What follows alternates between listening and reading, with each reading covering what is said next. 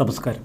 മലയാളി വാർത്ത ഇൻസൈഡിലേക്ക് സ്വാഗതം. കഠിനകുളത്തെ ആതിരയുടെ കൊലപാതകം കഴിഞ്ഞ 2 ദിവസമായി തുടർച്ചയായി നമ്മൾ വാർത്തകൾ സംപ്രേക്ഷണം ചെയ്യുന്നു. ഇപ്പോഴിതാ ആതിരയെ കഴുത്തറുത്ത് കൊലപ്പെടുത്തിയ ജോൺസൺ എന്ന കൊലയാളിയെ പോലീസ് പിടികൂടിയിരിക്കുന്നു. കുറിച്ചി കാലായിപ്പടി ജംഗ്ഷനിൽ പഞ്ചായത്ത് കുളത്തിന് സമീപമുള്ള ഒരു വീട്ടിൽ ഇയാൾ ഹോം നേഴ്സായി ജോലി നോക്കുകയായിരുന്നു. രാധാകൃഷ്ണന്റെ വീട്ടിലാണ് ഇയാൾ ഹോം നേഴ്സായി ജോലി നോക്കിയിരുന്നത്. കിടപ്പിലായ രാധാകൃഷ്ണന്റെ വീട്ടിൽ മറ്റാരുമില്ല. രാധാകൃഷ്ണന്റെ ഭാര്യയും മകനും നേരത്തെ മരിച്ചു. മകളുടെ വിവാഹം കഴിഞ്ഞതോടെ രാധാകൃഷ്ണൻ ഒറ്റയ്ക്കായി. ജോൺസൺ ഇവിടെ ജോലി തുടങ്ങിയിട്ട് 1 മാസമായി. ഇടയ്ക്ക് വീട്ടിലേക്കെന്ന് പറഞ്ഞു പോകുമെന്നും 2 ദിവസത്തിന് ശേഷം തിരിച്ചെത്താറുണ്ട് എന്നുമാണ് രാധാകൃഷ്ണൻ പറയുന്നത്. കഴിഞ്ഞ ദിവസം പെട്ടെന്ന് വന്നതിന് ശേഷം ഭക്ഷണം ചോദിച്ചു വാങ്ങി കഴിച്ചു. പിന്നീട് രാധാകൃഷ്ണന്റെ അടുത്ത് വന്നിരുന്ന് ഇയാൾ കുറച്ചുനേരം സംസാരിച്ചു. ഒരു കീടനാശിനിയുടെ പേര് പറഞ്ഞിട്ട് ഇത് കഴിച്ചാൽ മരിക്കുമോ എന്ന് രാധാകൃഷ്ണനോട് ചോദിച്ചു.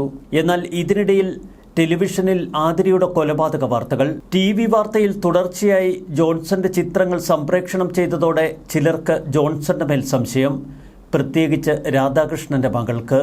ഉച്ചകഴിഞ്ഞ് 3 മണിക്കാണ് ഇയാൾ രാധാകൃഷ്ണന്റെ വീട്ടിലെത്തിയത്. തന്റെ കുറച്ച് വസ്ത്രങ്ങൾ എടുക്കാനുണ്ട് എന്ന് അയാൾ രാധാകൃഷ്ണനോട് പറഞ്ഞു. ആതിരയുടെ കൊലപാതകത്തിന് ശേഷം ഇയാൾ തന്റെ മൊബൈൽ ഫോൺ പിന്നീട് ഉപയോഗിച്ചിരുന്നില്ല. അതുകൊണ്ട് തന്നെ പോലീസ് ജോൺസൺ എവിടെ എന്ന കാര്യത്തിൽ ആശയക്കുഴപ്പത്തിലുമായി. ആതിര കൊലക്കേസിൽ TVയിൽ കണ്ട മുഖം ജോൺസന്റേതാണ് എന്ന് രാധാകൃഷ്ണന്റെ മകൾ രമ്യ തിരിച്ചറിഞ്ഞു. തുടർന്ന് രമ്യയോട് ഇയാൾ 1000 രൂപ കടം ചോദിക്കുന്നു. എന്നാൽ സംശയം തോന്നിയ രമ്യ ഇതിനിടയിൽ CPM കുറിച്ചി ലോക്കൽ കമ്മിറ്റി അംഗവും പഞ്ചായത്ത് വൈസ് പ്രസിഡന്റുമായ KR ഷാജിയെ ഫോണിൽ വിളിക്കുന്നു. തിരുവനന്തപുരം കഠിനംകുളത്തെ ആതിര കൊലക്കേസിലെ പ്രതിയാണ് നമ്മുടെ വീട്ടിലുള്ളത് എന്ന് സംശയിക്കുന്നുവെന്നാണ് രമ്യ ഷാജിയോട് പറഞ്ഞത്. ഷാജിയുടെ നിർദ്ദേശപ്രകാരം ചില നാട്ടുകാർ ഒത്തുകൂടി. പോലീസ് വരുന്നതുവരെ ഇയാളെ കരുതലോടെ അവിടെ സൂക്ഷിക്കണം എന്ന നിർദ്ദേശമാണ് ഷാജി നൽകിയത്. തുടർന്ന് നാട്ടുകാർ പരിസരത്ത് തടിച്ചുകൂടുന്നത് മനസ്സിലാക്കിയ ജോൺസൺ രക്ഷപ്പെടാനുള്ള ശ്രമങ്ങൾ നടത്തി. എന്നാൽ നാട്ടുകാർ അയാളെ തടഞ്ഞുവെച്ചു. തുടർന്ന് ചിങ്ങവനം പോലീസ് എത്തി ഇയാളെ കസ്റ്റഡിയിലെടുത്തു. കസ്റ്റഡിയിലെടുക്കുമ്പോൾ ഇയാൾ കുഴിഞ്ഞു വീഴുന്നു. പെരുന്നയിലെ ഏജൻസി വഴിയാണ് ഹോം നേഴ്സായി രാധാകൃഷ്ണന്റെ വീട്ടിലെത്തിയത് എന്ന് മകൾ രമ്യ പറയുന്നു. കസ്റ്റഡിയിലെടുത്ത പ്രതിയെ ഇതിനിടയിൽ കഠിനംകുളം അന്വേഷണ സംഘത്തിന് കൈമാറാനുള്ള ശ്രമം തുടങ്ങി. ഇതിനിടയിലാണ് ഇയാൾ വിഷം കഴിച്ച വിവരം പോലീസ് മനസ്സിലാക്കുന്നത്. തുടർന്ന് കോട്ടയം മെഡിക്കൽ കോളേജിലേക്ക് ഇയാളെ കൊണ്ടുപോയി. പ്രാഥമിക ചോദ്യം ചെയ്യലിൽ ഇയാൾ കുറ്റം സമ്മതിച്ചു. വെഞ്ഞാറമ്മൂട് ആലിയോട് പ്ലാവിട വീട്ടിൽ ആതിരി എന്ന 30 വയസ്സുകാരിയെ ചൊവ്വാഴ്ച രാവിലെ 11:30 മണിക്കാണ് ഇയാൾ കുത്തി കൊലപ്പെടുത്തിയത്. കഠിനംകുളം പാടിക്കവിളാകം ക്ഷേത്രത്തിലെ പൂജാരി രാജീവിന്റെ ഭാര്യയാണ് ആതിര. ക്ഷേത്രത്തിന്റെ അടുത്തുള്ള ട്രസ്റ്റിന്റെ വീട്ടിലാണ് ഇവർ താമസം. രാവിലെ 5:30 മണിക്ക് ക്ഷേത്രത്തിലേക്ക് പൂജയ്ക്കായി പുറപ്പെട്ടു രാജീവ്. 11:30 മണിക്ക് തിരികെ വന്നപ്പോൾ രക്തത്തിൽ കുളിച്ച് കഴുത്തിൽ കത്തി കുത്തിയിറക്കിയ നിലയിൽ ഭാര്യയെ മരണപ്പെട്ട് കാണുകയായിരുന്നു. കൊലയ്ക്ക് ശേഷം യുവതിയുടെ സ്കൂട്ടറിലാണ് പ്രതി രക്ഷപ്പെട്ടത്. തുടർന്ന് വിവരങ്ങൾ ഒന്നൊന്നായി പോലീസ് ചികഞ്ഞെടുത്തു. പെരുമാതുറയിൽ ഒരു വീട് പോലെ ലോഡ്ജ് പ്രവർത്തിക്കുന്നുണ്ട്. അവിടെ ഇയാൾ ഇടയ്ക്കിടെ വന്ന് താമസിക്കും. ചോദ്യം ചെയ്യലിൽ കുറേയേറെ വിവരങ്ങൾ പോലീസിന് ഇപ്പോൾ ലഭിച്ചു. പ്രാഥമിക ചോദ്യം ചെയ്യൽ മാത്രമേ നടന്നിട്ടുള്ളൂ. ജോൺസൺ കഴിഞ്ഞ 1 വർഷമായി ആതിരയുമായി അടുത്ത ബന്ധം പുലർത്തുന്നു. ഇരുവരും പല സ്ഥലങ്ങളിലും കറങ്ങിയിട്ടുണ്ട്. ഇൻസ്റ്റാഗ്രാമിൽ റീൽസ് അതായിരുന്നു ജോൺസന്റെ മുഖ്യ പരിപാടി. ഫിസിയോതെറാപ്പിസ്റ്റ് എന്നാണ് ഇയാൾ സമൂഹ മാധ്യമങ്ങളിൽ തന്നെ വിശേഷിപ്പിക്കുന്നത്. എന്നാൽ ഫിസിയോതെറാപ്പിസ്റ്റ് ഒന്നുമല്ല. മുൻപ് ചില മോഷണ കേസുകളിൽ പ്രതിയായിട്ടുണ്ട്. മറ്റൊരു സ്ത്രീയെ മർദ്ദിച്ച കേസിലും ഇയാൾ പ്രതിയാണ്. ചില വീടുകളിൽ വീട്ടുജോലിക്ക് നിന്നു. പിന്നെ രാധാകൃഷ്ണന്റെ വീട്ടിൽ ഹോം നേഴ്സായി ജോലി നോക്കി. ഏജൻസി വഴിയാണ് ഇയാൾ ഹോം നേഴ്സായി ജോലി നോക്കിയത്.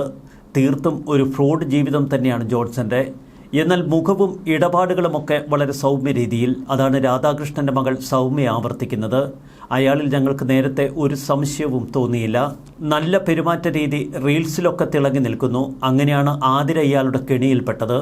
പിന്നീട് ആതിരയുമായി സൗഹൃദം മറ്റു ചില ബന്ധങ്ങളിലേക്ക് വഴുതി വീണതോടെ ആതിര പൂർണ്ണമായും അയാൾക്ക് കീഴ്പ്പെട്ടു. പിന്നീട് പലപ്പോഴായി ആതിരയിൽ നിന്ന് ഇയാൾ 1 ലക്ഷം രൂപ വാങ്ങിയെടുത്തു. പെരുമാതുറയിലെത്തി പമ്മി പൂജാരി ക്ഷേത്രത്തിലേക്ക് പോകുമ്പോൾ ഇയാൾ ആതിരയുടെ വീട്ടിലെത്തും. തൊട്ടടുത്ത വീട്ടുകാർ പോലും ഇത് മനസ്സിലാക്കിയിരുന്നില്ല. സ്കൂട്ടറൊക്കെ സ്വന്തമായുള്ള ആതിര ഇതിനിടയിൽ ചിലപ്പോൾ പുറത്തേക്ക് വന്ന് ഇയാൾക്കൊപ്പം കറങ്ങും. ഇതും നാട്ടുകാരുടെ ശ്രദ്ധയിൽപ്പെട്ടില്ല. രാവിലെ 8:30ക്കും 9:00നും ഇടയിലാണ് സ്കൂളിലേക്ക് കുട്ടിയെ പറഞ്ഞയക്കാൻ ആ ജംഗ്ഷനിലേക്ക് ആതിര എത്തുന്നത്. നാട്ടുകാർക്കൊക്കെ നല്ല അഭിപ്രായം, നല്ല സ്ത്രീ, നല്ല പെരുമാറ്റം, നല്ല ചിരി. ഇടയ്ക്ക് ഭർത്താവ് ബന്ധങ്ങളുമൊക്കെ ജോൺസണുമായുള്ള തൻ്റെ ബന്ധം മനസ്സിലാക്കിയെന്ന് അറിഞ്ഞ ആതിര ജോൺസണിൽ നിന്ന് അകലാൻ ശ്രമങ്ങൾ തുടങ്ങി. ഇത് ജോൺസനെ കൂടുതൽ പ്രകോപിതനാക്കി. തന്റെ കയ്യിൽ നിന്ന് പണം കടം വാങ്ങിയ ജോൺസണോട് പണം തിരികെ വേണമെന്നും ആതിര ആവശ്യപ്പെട്ടു. ഭർത്താവ് അറിഞ്ഞാൽ പ്രശ്നമാകുമെന്നും ഇത് നാട്ടുകാരറിഞ്ഞാൽ കൂടുതൽ വഷളാകുമെന്നും ആതിര ഭയപ്പെട്ടു. സാമ്പത്തിക ഇടപാടുകൾ ഒരു വശത്ത്, മറുവശത്ത് ആതിരയെ തനിക്ക് നഷ്ടപ്പെടുമോ എന്ന ജോൺസന്റെ ഭയം. മുമ്പും ചില ബന്ധങ്ങളിൽ ജോൺസൺ പെട്ടിരുന്നുവെന്ന് ഇപ്പോൾ പോലീസ് കണ്ടെത്തി. മറ്റ് 2 ഇടങ്ങളിൽ 2 സ്ത്രീകളുമായി ഇയാൾക്ക് ഒരേ സമയം ബന്ധവുമുണ്ട്. മുൻപ് വിവാഹിതനാണ് ജോൺസൺ. അതിൽ 3 കുട്ടികളുമുണ്ട്. കൊലപാതകം നടക്കുന്നതിന് 3 ദിവസം മുമ്പ് പോലും ആതിരയിൽ നിന്ന് ജോൺസൺ പണം കടം വാങ്ങി. തീർത്തും കീഴ്പ്പെട്ടു പോവുകയായിരുന്നു ജോൺസന് മുന്നിൽ ആതിര. സൗഹൃദം പിന്നീട് പ്രണയത്തിലേക്കും അത് അരുതാത്ത ബന്ധങ്ങളിലേക്കും വളർന്നതോടെ ആതിര വല്ലാത്ത ഗതികേടിലായി. ഇതിനിടയിൽ ആതിരയുടെ നഗ്ന ഫോട്ടോകളും ദൃശ്യങ്ങളുമൊക്കെ ഇയാൾ കൈക്കലാക്കുകയും ചെയ്തു. അത് പുറത്തു കാട്ടുമെന്നും ആതിരയെ ബ്ലാക്ക്മെയിൽ ചെയ്തു.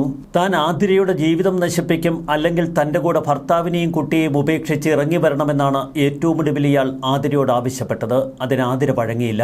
ആതിര ഭർത്താവിനോട് ഇതിനകം തന്നെ ജോൺസണുമായുള്ള ബന്ധത്തിന്റെ ഏകദേശ രൂപമൊക്കെ ഒന്ന് പങ്കുവച്ചിരുന്നു. എല്ലാം തുറന്നു പറഞ്ഞ് ഭർത്താവിന് മുന്നിൽ മാപ്പിരുന്ന് കുട്ടിയും ഭർത്താവുമൊത്ത് ജീവിക്കാമെന്ന് ആതിര കണക്കുകൂട്ടി. എന്നാൽ ജോൺസൺ ആ സ്വപ്നവും തകർത്തെറിഞ്ഞു.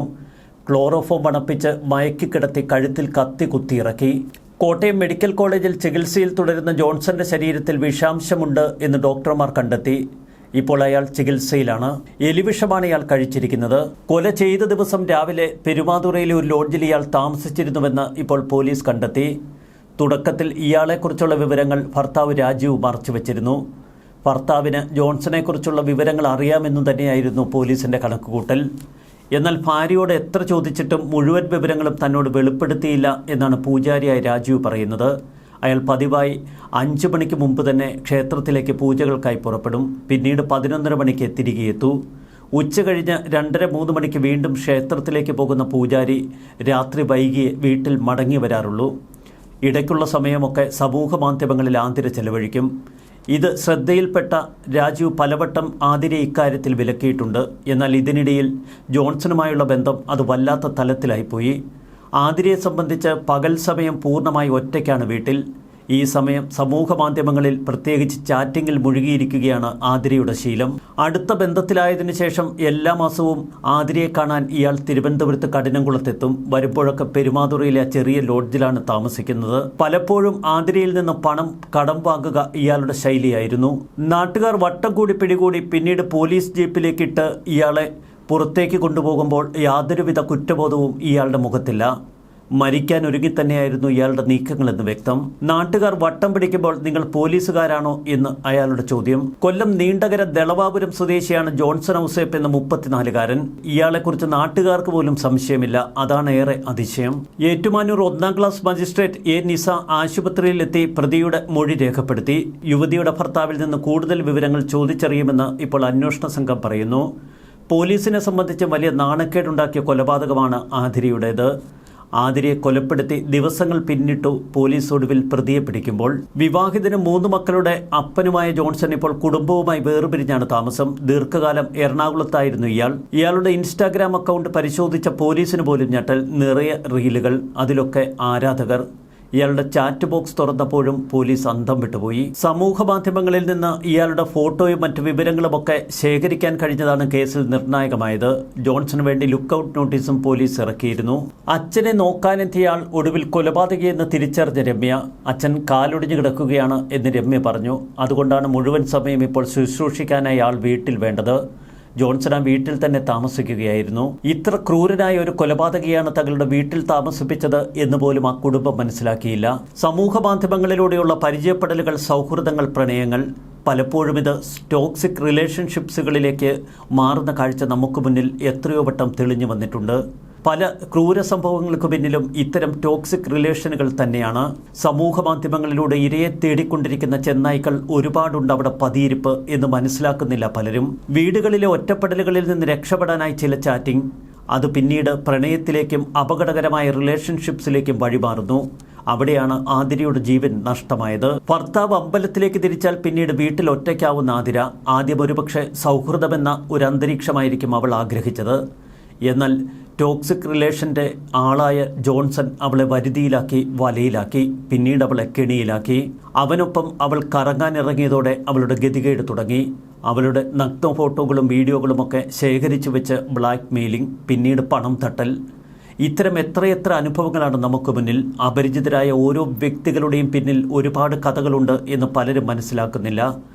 ഇയാൾ ആതിരയോടൊരു പക്ഷേ പറഞ്ഞത് ഫിസിയോതെറാപ്പിസ്റ്റ് എന്നൊക്കെ ആയിരിക്കാം. കൂലിപ്പണിക്കാരൻ ഫിസിയോതെറാപ്പിസ്റ്റ് ആകുന്നു സമൂഹ മാധ്യമങ്ങളിൽ. ഹോം നേഴ്സായി ഒരു വശത്ത് ജോലി ചെയ്യുമ്പോൾ മറുവശത്ത് റീൽസിലെ രാജകുമാരനായി അഭിനയിക്കുന്നു. ഇത്തരം മിന്നൽ തിളക്കങ്ങളിൽ വീണുപോകുന്ന ഈയാംപാറ്റകളാണ് ആതിരയെപ്പോലുള്ളവർ. കേരളത്തിലെ സാമൂഹിക ചുറ്റുപാടുകളും ലൈംഗിക ദാരിദ്ര്യവുമൊക്കെ ഇത്തരം അപകടങ്ങൾക്ക് കെണിയൊരുക്കുന്നു. അപരിചിതരുമായി ബന്ധം പാടില്ല എന്ന് പലപ്പോഴും മുതിർന്നവർ ഉപദേശിക്കുമ്പോഴും എന്തുകൊണ്ടാണ് യുവത വഴിതെറ്റുന്നത്? സമൂഹത്തിൽ അവർക്ക് ചുറ്റുമുള്ളവരുമായി സൗഹൃദത്തിലേർപ്പെട്ടാൽ അത് സമൂഹം പെട്ടെന്ന് തിരിച്ചറിയും. അപകടകരമായ അന്ത്യത്തിലേക്കാവും അത്തരം ബന്ധങ്ങൾ. സ്വന്തം സമൂഹത്തിന് ചുറ്റുമുള്ള ആരെങ്കിലുമായി ബന്ധത്തിന് ശ്രമിച്ചാൽ അത് പെട്ടെന്ന് സമൂഹവും ഭർത്താവുമൊക്കെ തിരിച്ചറിയുമെന്ന് ഇത്തരം സ്ത്രീകൾ ഭയപ്പെടുന്നു. അതുകൊണ്ടാണ് സമൂഹ മാധ്യമങ്ങളിൽ ഒളിച്ചിരിക്കുന്ന ചില ബിരുദന്മാരുമായി ചങ്ങാത്തത്തിനവർ ഇറങ്ങിത്തിരിക്കുന്നത്. അതാവട്ടെ അവരുടെ ജീവിതമെടുക്കുന്നു. നേരിട്ടല്ലെങ്കിൽ പോലും പലപ്പോഴും ജീവിതം അപകടത്തിലാക്കുന്ന കെണിയിൽപ്പെടുന്നു. ആതിരയുടെ കൊലപാതകത്തിന് പിന്നിൽ ഒരുപാട് സന്ദേശങ്ങളുണ്ട്. അതുകൊണ്ട് തന്നെ കൂടുതൽ ഗൗരവത്തോടെ ഈ കൊലപാതകത്തിൻ്റെ പിന്നാമ്പുറ കഥകൾ നമ്മൾ പരിശോധിക്കേണ്ടിയിരിക്കുന്നു. ന്യൂസ് ഡെസ്ക് മലയാളി വാർത്ത ഇൻസൈഡ്.